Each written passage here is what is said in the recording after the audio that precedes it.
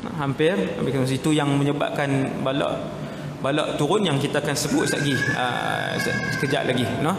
Jadi Nabi Ibrahim dengan Nabi Lut ni asal sekali ke Palestin. Tuan-tuan, Palestin dengan Jordan ni sebelah tau, ataupun pisah dengan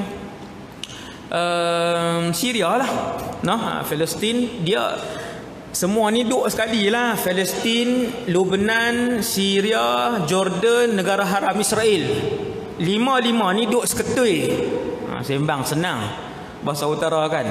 Lima ni dulu duk seketui, nama dia Syam.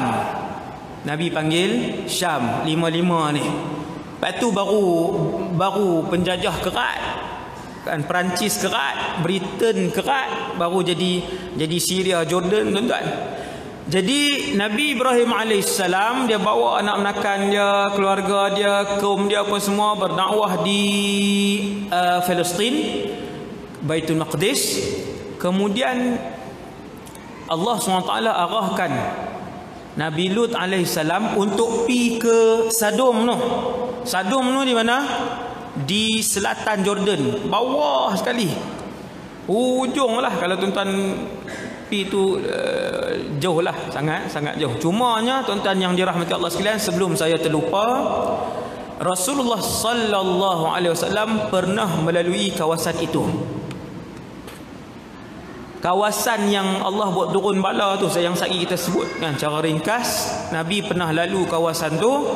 Ketika Nabi sedar bahawa Rasulullah dan para sahabat lalu kawasan tu, Nabi sebut kat sahabat ni, kita bergerak sekarang, semua sekali bergerak sekarang. Sahabat heran, kenapa ya Rasulullah?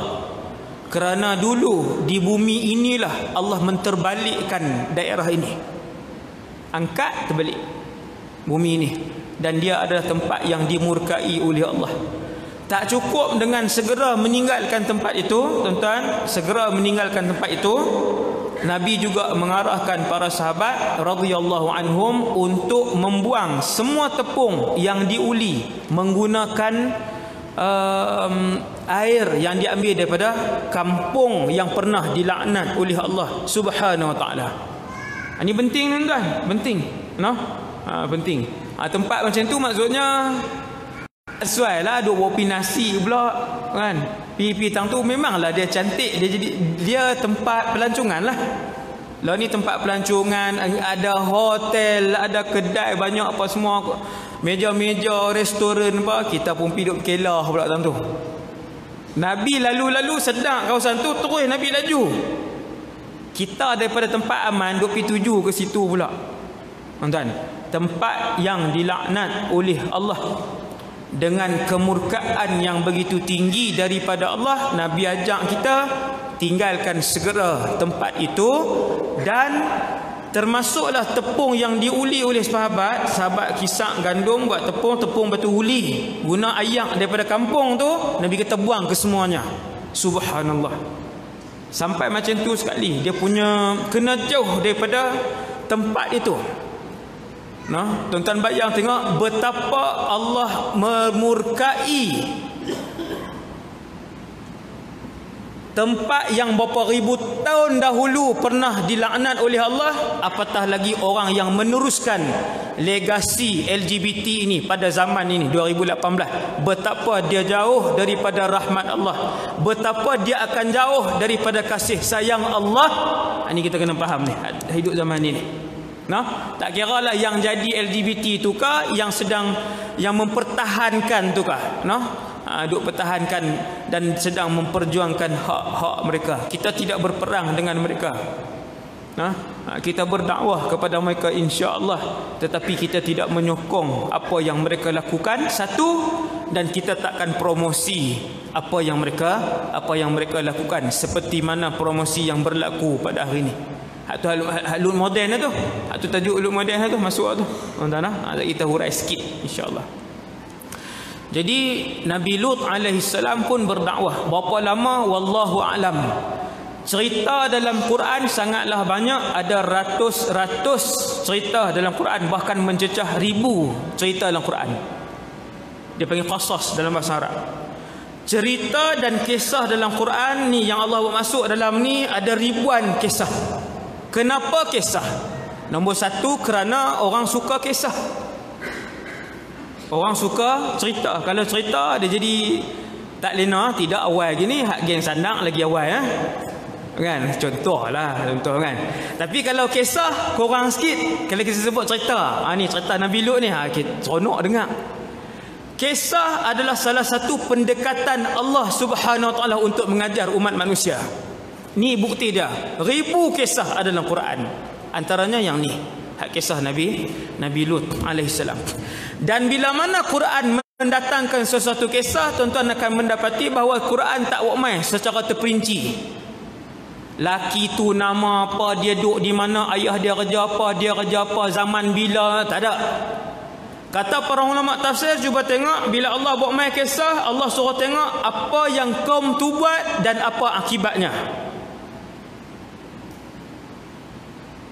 Ashabul Kahfi 7 orang, siapa? Tak tahu. Nama apa? Tak tahu. Zaman bila? Tak tahu. Negeri mana? Tak tahu. Khilaf, ulama khilaf 7-8 pendapat.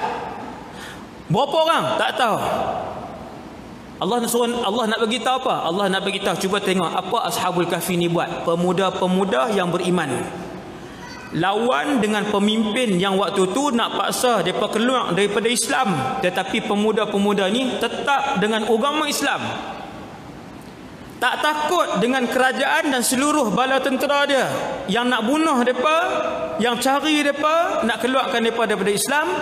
Allah Ta'ala tunjuk pemuda tuan-tuan bertahan, akhirnya mereka dimuliakan oleh Allah dengan karamah, tidur selama 309 tahun. Sebab apa? Prinsip mempertahankan agama dan iman dalam diri mereka. Allah muliakan mereka, Allah abadikan kisah mereka dalam Quran. Yang tu je kisah dalam Quran. Tuan-tuan baca lepas ni kisah Quran, apa yang mereka tu buat dan apa balasan ataupun imbuhan yang Allah bagi kepada mereka. Itu kisah dalam Quran, simple je. Apa yang kaum Lut buat, sekian. Apa yang mereka dapat, sekian, cukup. Kita pun tengok, ambil pengajaran. Buat macam ni mesti dapat macam ni. Meneruskan perbuatan songsang sesama jenis, seks sesama jenis, homoseksual, lesbian, apa akibat dia? Mendapat kemurkaan Allah dan laknat Allah Subhanahu Wa Taala. Boleh jadi tak kena bala? Boleh kan, apabila cukup syarat-syarat dia. Jadi Nabi Lut ni dia pun pindah daripada Palestin, kemudian sampailah ke Sadum. Nama tempat dulu nama tempat dia ni nama baru moden ni kan. Dulu Sadum, kampung itu. Jadi Nabi Lut alaihissalam berdakwah. Allah hantar Nabi Lut alaihissalam ni ke tempat tersebut. Dia pun sampai di situ, anak murid Nabi Ibrahim, anak didik Nabi Ibrahim. Kira orang hebat lah tuan-tuan, rasul yang hebat. Nabi Ibrahim ni rasul yang sangat hebat lah, sangat alim, sangat warak, dahsyat. Ini anak murid kanan dia, rasul juga. Cuma anak murid ini dihantar oleh Allah SWT pergi satu kaum, satu tempat. Nabi Lut pun tengok-tengok, hak ni hampa ni ada penyakit yang tak pernah dalam alam ni buat. Allah rakam perkataan Nabi Lut tu dalam Quran. Idh qala liqaumihi, Nabi Lut ni dia pergi berdakwah, dia pergi sebut tuan-tuan, bani Nabi Lut. Allahu Akbar. Nak cari zaman hari ni pendakwah yang panggil, pergi jumpa mereka ni dan berdakwah. Saya pun tak buat tuan, tapi rakan-rakan alhamdulillah duk tengok kan. Berapa orang rakan Ustaz Hanafiah, Ustaz Abid Liu, semua kan, alhamdulillah.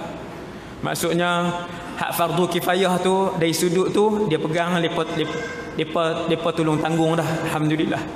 Depa panggil tuan, depa panggil geng-geng ni, depa buat diskusi, buat dialog, panggil. Begitulah Nabi Lut alaihissalam dengan kaum dia setiap hari. Nabi Lut alaihissalam, tuan-tuan tengok, saya dan kita semua tengok, dia pergi ke satu tempat, ke satu rumah, ke satu kawasan, ke satu lorong.